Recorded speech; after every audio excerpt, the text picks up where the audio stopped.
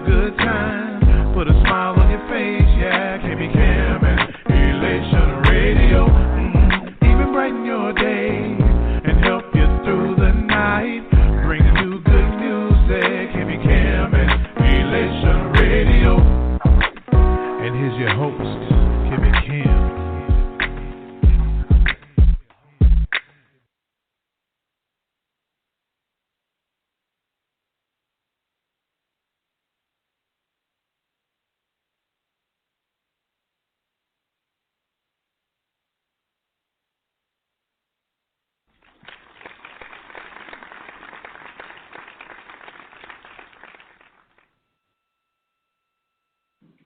Good day, my good people. Charles McCutchen here. I'm your favorite entrepreneur. Thank you for coming out to Charles's Corner every Monday, unless it's a holiday. You know, I get some time too. I like to take my time as well. So, you know, I don't plan this stuff out, y'all. You know what I usually do is I invite y'all on, and then I talk about things that's going on in my world because it relates to what I'm talking about anyway. So I like to just bring that out just to kind of give y'all some insight. So what I'm working on now, and for those who haven't been here, what I do is I bring a range of different topics, from real estate to nonprofit to government contracts to business credit to a little bit of for everything, really. It doesn't matter to me. I look at it as a mixing bowl. So I put everything in the same bowl.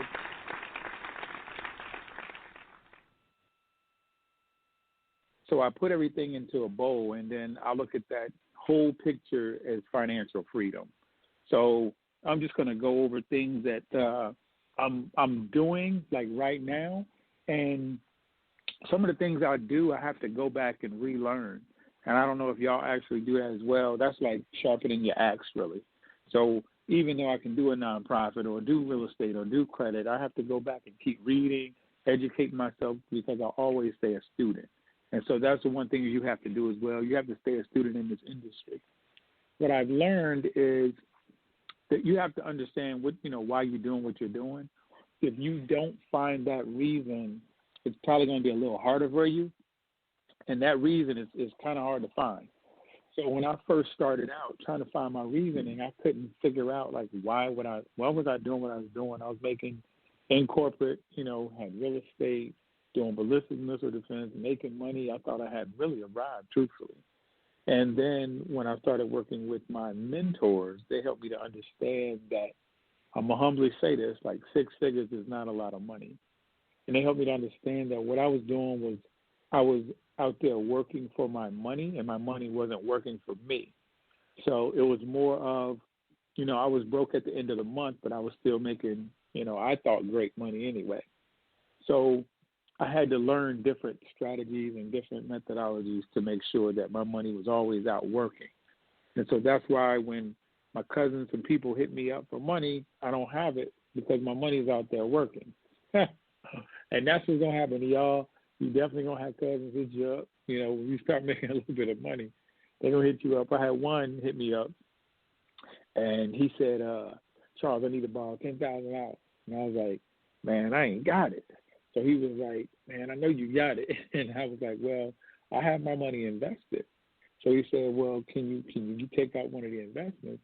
I said, if I did that, then they're going to tax me at a high rate, for breaking that investment, just to try to break it. And then I forgot what the money was or what have you, but he said, okay. Well, he said, break it, and I can give you the $10,000, and I'll give you the $2,000 or $3,000 on top of that. And then you have to think back okay, well, if he don't have $10,000 right now, how is he going to give me $13,000? Let's keep it 100. And so everybody means well when they're, getting money from people, but it's like when it's time to repay it, it's a problem. I know things happen, definitely things happen, but if things are not happening, you got to wonder, what happened. So I would tell you that you got to figure out the reason why you're doing what you're doing. And if you don't, you're going to be in trouble. It's just going to, I don't know, the reason why you're doing what you're doing should really make you cry. That's what I believe. So I truly believe this, if we're not helping each other build and grow, then I think we're wasting each other's time. You know, I like to be around people that can provide something in my world, not just take, take, take. And that's what happens when you're like a giving person. You always have these people that want to take more from you than what you give. And if you know, at some point you got to change it around and say, okay, I'm not giving anymore. What I'm giving you right now is not any type of legal advice. That's not what I do. I'm not a lawyer, not a CPA. I'm just giving you information on where I've been and what I'm doing. I'm a best-selling author, real estate investor / developer. We have cannabis farms in different places across the country. I speak motivationally, but it was more when we weren't doing COVID. Now there's a lot of stuff online. I have a nonprofit helping the vets. Still working on that one right there. Working on the development. Got the government contracting certifications. Retired naval officer. I did my time in the military, and then time for me to go. So I'm going to talk about becoming the bank real quick, because I found some interesting stuff out there and how we spend our money and where our money's going.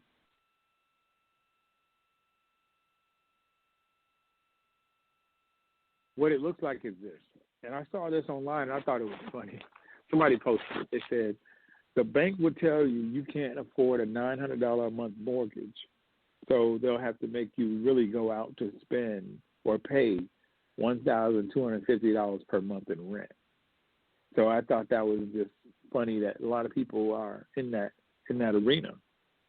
So this is what usually happens. You go to the bank to get a mortgage, the bank lends you the money. They lend you the money about 3 to 5%, and that's the interest. Banks get a lot of their money from insurance companies. So imagine an insurance company will give money to a bank at 0.25%, and then they'll loan it to you for 4%. So the bank is making money hand over fist. A lot of people we're letting interest hold us up or hold us back from being financially where we need to be. And there's just so much out there as far as interest is concerned. You have to look at from your housing to your cars to your student loan debt and everything like that. Everything comes with interest. And a lot of people don't total all that money up and see how much money we actually lose. Well, becoming a bank is more of you changing that scenario around to where you're not paying the bank interest. You can pay yourself. Now, as we get older, everybody's going to get to their fourth quarter. And when I say fourth quarter, I mean like the end of our life or what have you. So that's our fourth quarter. I look at it like, fourth quarter. So majority of us haven't planned. We don't have the finances to get to where we want to get to. We're not prepared for our family to where if you looking at like your mom, your dad, your brother, your sister, your cousins, or anybody that you may want to help, we haven't planned for that. We haven't planned for another person to feed in our household. It just doesn't work that way. We will, I'm not saying may, we will have a retirement crisis, family. What you can do a search for, it's called Employee Benefit Research Institute, and they're going to tell you probably what you don't want to hear. And what that really boils down to is Americans don't have enough money to retire. That's just where we are. Another thing we don't focus on is our health. America is so unhealthy. I think we're one of the top countries. I haven't looked at it in a long time, but we are just so unhealthy. It's crazy. So I see a lot of people out there going for the money and only to get the money and give it back to the healthcare industry later on, that you see yourself grossly overweight, or, you can't even walk up a flight of stairs, or, that's just where we are. And add on the lack of employment because the technology is taking over. So it's almost like a domino effect that's going to happen from not being in a point to where we have enough money saved. Our health is deteriorating real fast because of what we eat, and we don't work out, stuff like that. Then we have ageism, to where we have a lot of people won't get hired because they're older, and you see people in Walmart, may I help you please, and they're 70-something years old. When they should be at home and playing with their grandkids, they have to work. They have to work because they don't have enough money. And one thing that ruined a lot of people '08 hurt a lot of people. As far as, even myself, I lost money I had they call it a thing called a thrift savings plan. Even had a 401k. But that thrift savings plan is like a 401k, but it's for the military. Lost about half my money I put in there, and it's just what it is. We can't go back to go get money. So that's why we're in a bad area right now. When you look at medical expenses, a lot of us, we just haven't planned. I don't understand the medical area. I don't, HMOs, PPOs, that's just foreign to a lot of us. I know when I was working at a Fortune 500 company, they had a form up there and they said, check this box. This box is recommended, and it was medical. And I just checked the box, and what I found out is I was overpaying by over $300 for my medical stuff. But I didn't know, because you don't know what you don't know. That's just not a sexy thing when you're talking insurance and what we need and what we don't need and how much coverage you need. And I mean, you can go to some professionals, but some professionals will take you down the wrong road because they get more money if they sign you up for this particular insurance plan. And then some professionals will be like, no, I want you to make sure you get, a great plan, even though I may not be able to get money. So that's another thing. Then I'm in a lot of different groups on social media, a lot of different real estate groups as well. And in some of them groups, people be like, hey, I'm trying to get into a high-interest savings account. And I think that's funny that we even allow that to play out, because high interest is out there at 2 to 3%. Like, that's laughable, family. 2 to 3%, and we call it high interest. When we look at, freaking the inflation, probably 3, 4, 5%, but we want to make 2 to 3% on our money, which means really where our money is going backwards. We're actually losing money. But you still have a lot of people up there giving up like 30% or more on their after-tax income, and that's just interest alone. That's crazy. The other thing that's killing us is taxes. A lot of us don't understand it. I didn't understand it when I first started. I was trying to do my own taxes.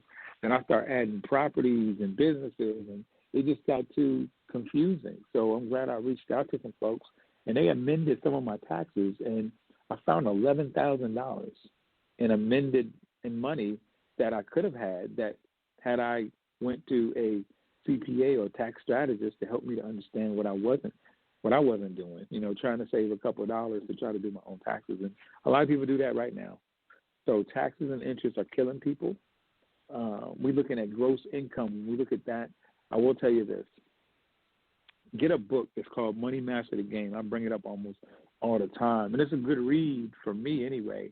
It's by Anthony Robbins. And I tell people, take what you need and leave the rest.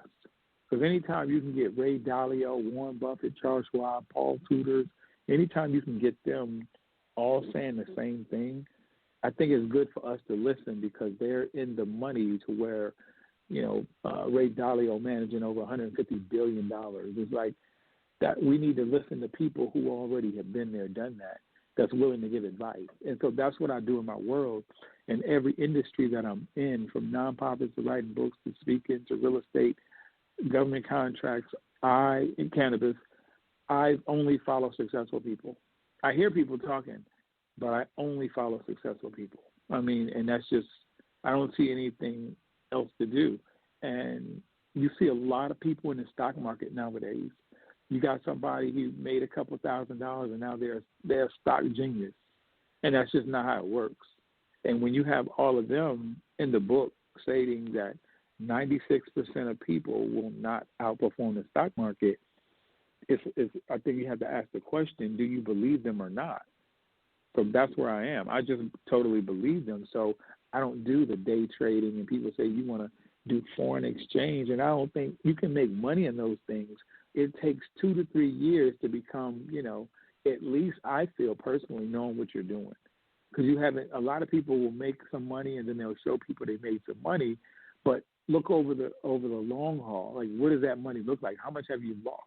That's like people playing the lotto. You got a lot of people that lose throughout the entire year, and they win one time, $500. That keeps them going for the entire year, putting $5 to $10 to $20. I know some people play every day, but they don't account for the losses. They only account for, I just won $2,000. But you play $20 every day for the last year. How much money did you lose? And that's just why I think, some of us are on that Starbucks diet. And I used to be there. I used to be going to these different places like Chick-fil-A. I used to do Chick-fil-A breakfast and lunch. And then I probably eat somewhere else for dinner.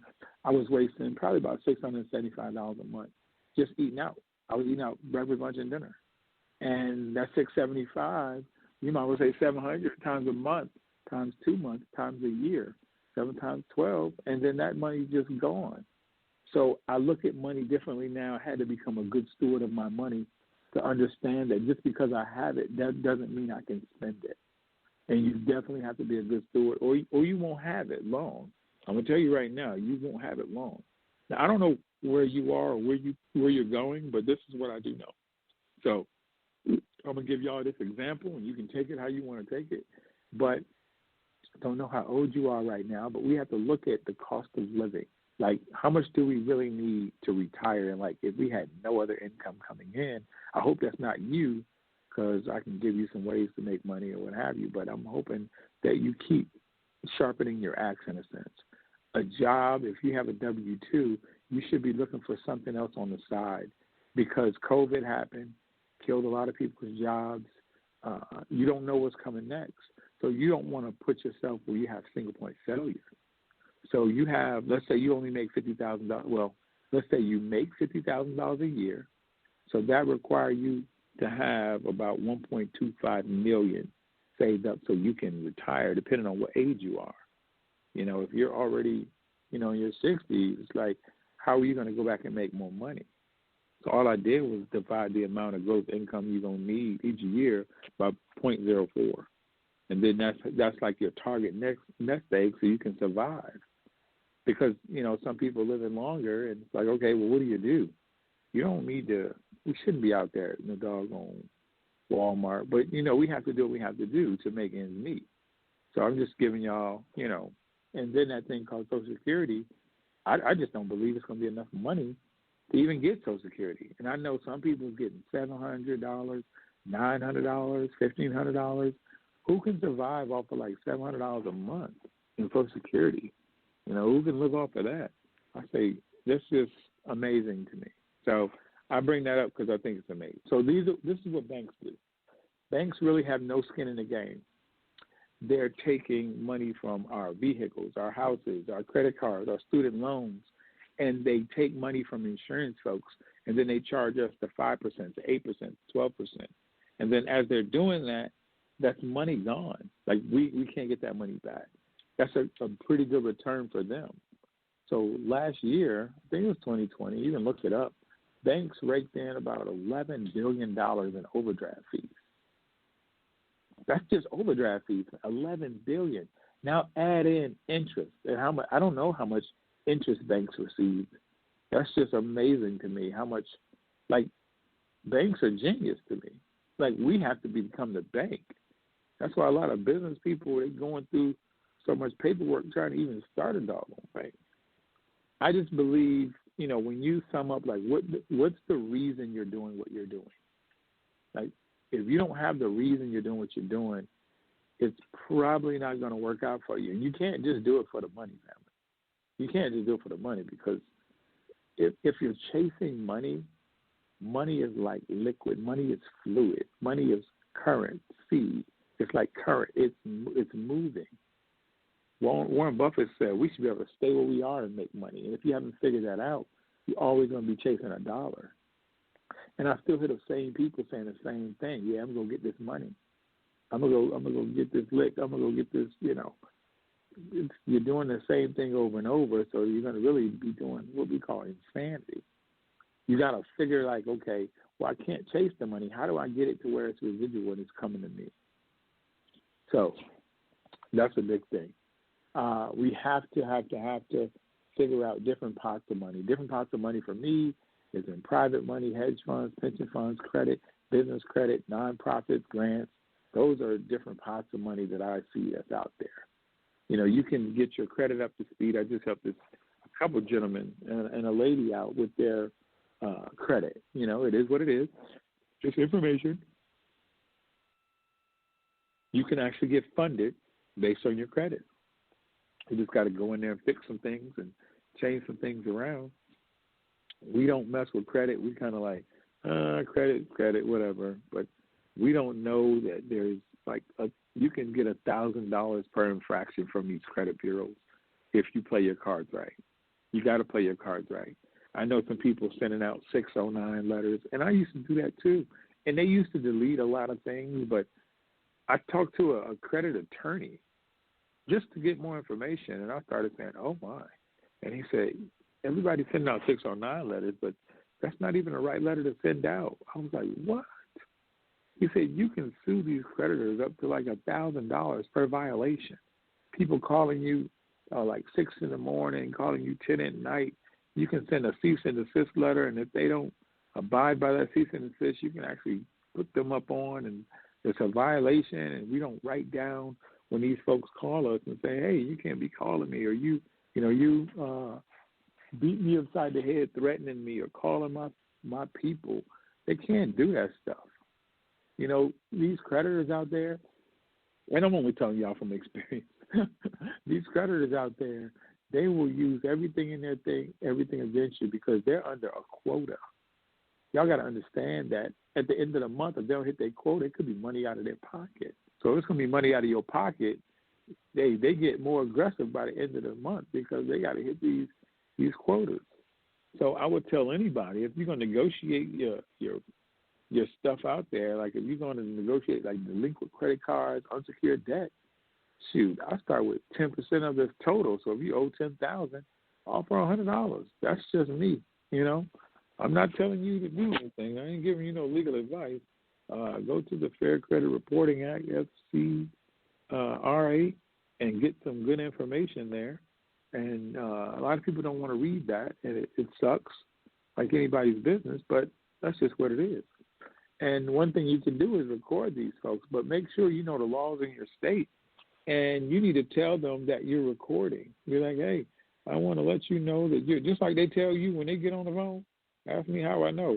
So just like they tell you, you can tell them the same thing. I want to let you know that, you know, this is we're recording this call, and just tell them that way, you know. You got to let them know because just the same thing that you're doing is what they can do. You can do what they do, put it that way, as far as talking about recording and everything like that. So that's what I want y'all to, you know, start looking at it. Some people have done settlement agreements. There's ways, and like I said, this is not legal advice, so y'all not going to come back and tell me.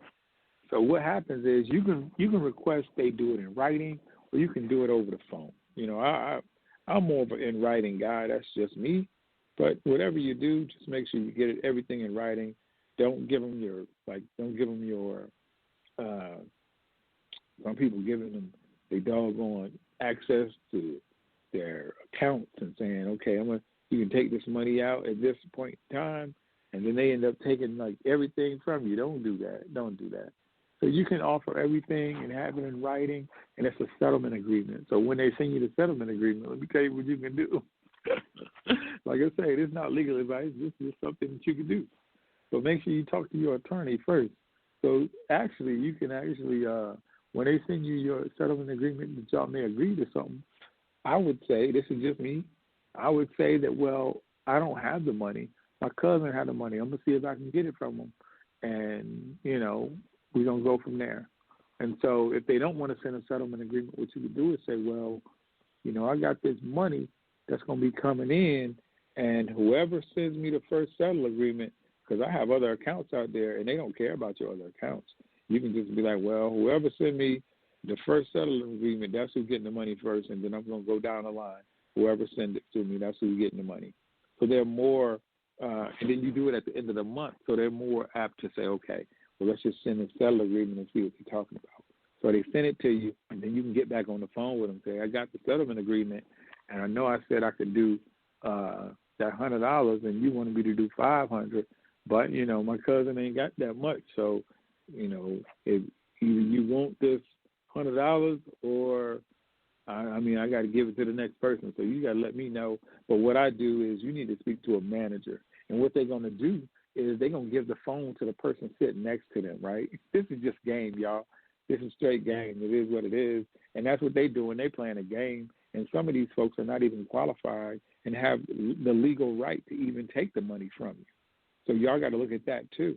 And so you got to make sure you have it recording. You got to get the manager. You take down the manager's phone number, all their information, and let them know that they being recorded as well. Because 9 times out of 10, if they're being recorded, they know that can hold up in a court of law.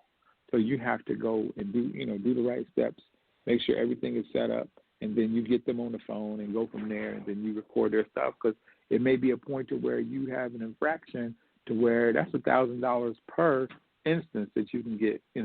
What if you got 10 infractions and they violating you, and they're not even supposed to be coming after you, And if they don't have your money right, like if you owe an account, like you owe $10,573.63. If they said $10,700 and they had 65 cents, they 2 pennies off, you can deny that. You can go through the proper channels and get that off your credit report because it's on them to prove and have the right documentation. It's not on you. It's on them. And so that's something that you must do. Not you shall. A lot of us have a lot of stuff on our credit reports that's wrong.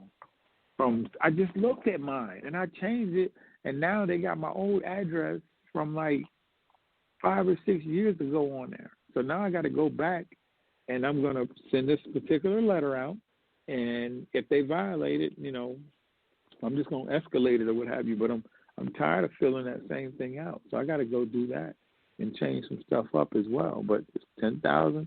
It's $1,000 per violation for some violations, and some of them $2,500. So you just need to look and see, what you're doing. The other thing is, if they don't want to play ball, these like Equifax, Experian, you can talk to the Consumer Financial Protection Bureau, the CFPB, and I tell you what they do is they process consumer complaints.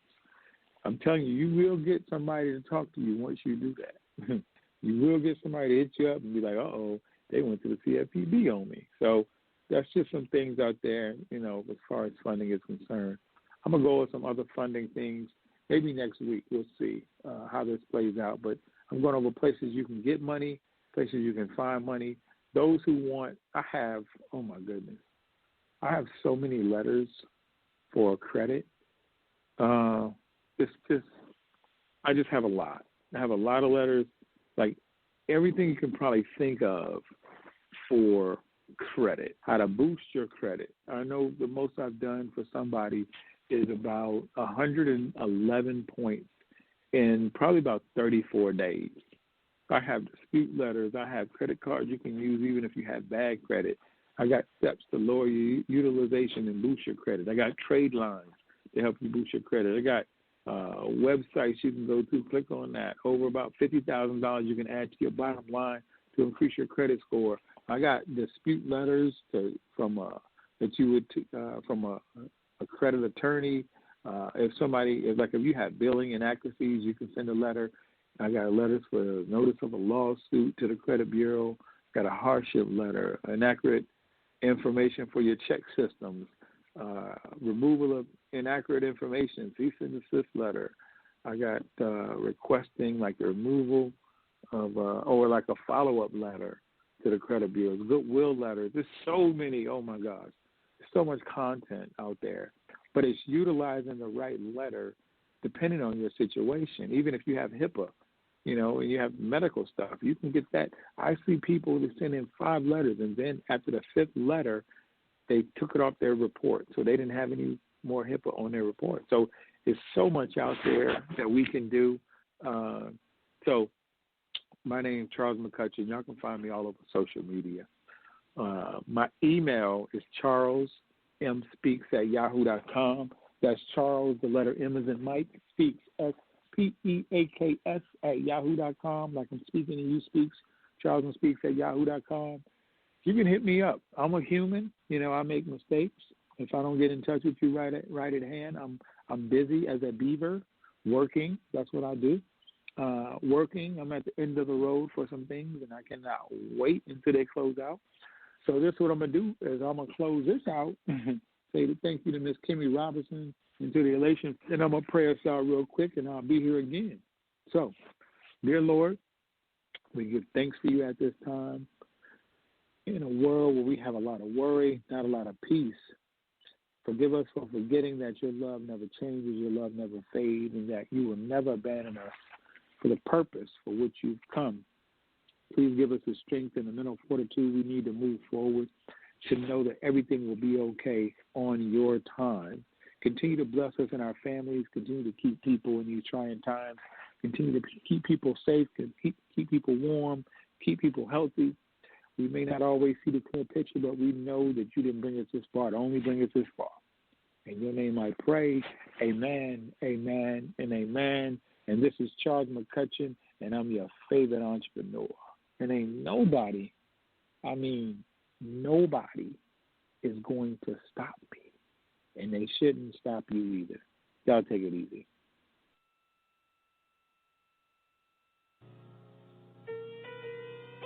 Yo, it's your boy David Benson. I'm going beyond the fence. You know, when I was a child, I thought as a child. I spoke as a child, and I understood as a child, you know what I mean? But when I became a man, I put away childish things.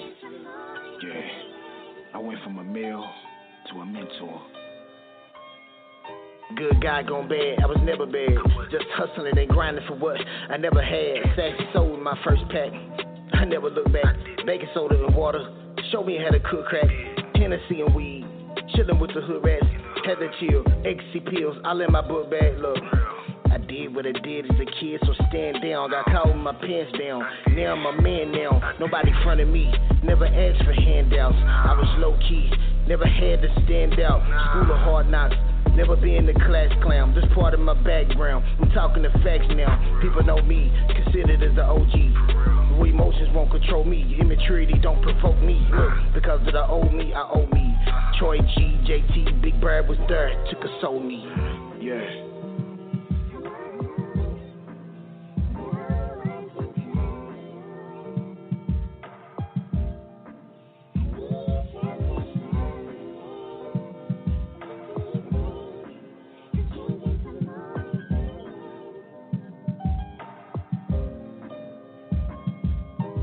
Up in the trenches with the killers and hustlers. On the realer, you can be a killer and still be a buster. Fed my pit bulls hard white, no cut on the butter.